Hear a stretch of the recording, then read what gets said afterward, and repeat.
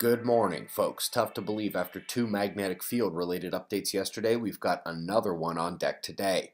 We'll also be looking at a star forming region and a biological event as well, but let's get started over at spaceweathernews.com, finding the last 24 hours on our star dominated by coronal holes, no sunspots or solar flares, and despite having more streams obviously on the way, we are watching solar wind speed drop out in intensity today after yesterday's intensification.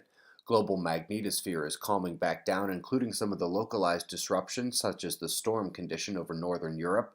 The solar wind from the departing coronal hole will arrive at any hour now. Meanwhile, top left you can see the next one, the northern opening, beginning to become visible too. Let's jump now out to the small Magellanic Cloud. It and the large one are seen below the galaxy plane there. And as we zoom in on the smaller cloud and towards the brightest star and brightest region of the satellite group, we can see there are dust and gases involved in the splendor as well. Numerous X-ray images have been snapped of this area by Chandra over the years, mostly studying the primary star in the grouping, and now using Hubble they can see the complexity in the belt of material nearby.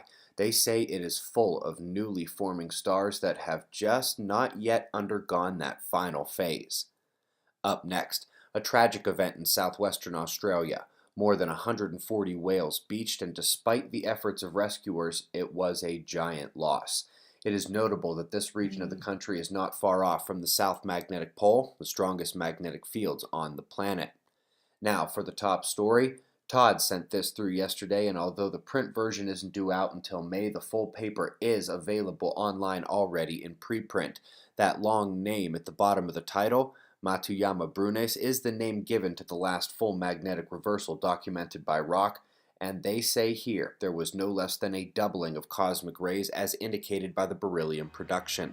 The spike in cosmic rays during this period is a scary thing to contemplate given what we now know about their ability to affect clouds, hail, and lightning, not to mention the silica-rich magma viscosity effect since those high-energy particles can make it all the way to the core. On today's Fly on the Wall podcast, we will be discussing that in much more detail. Sadly, maybe a bit of a scary podcast today.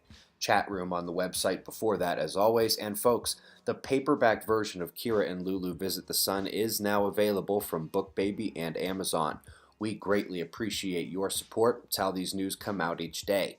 We've got your wind maps and shots of our star to close, and we'll do this all again tomorrow, right here. But right now, it's 5:05 a.m. in the new Valley of the Sun. Eyes open, no fear.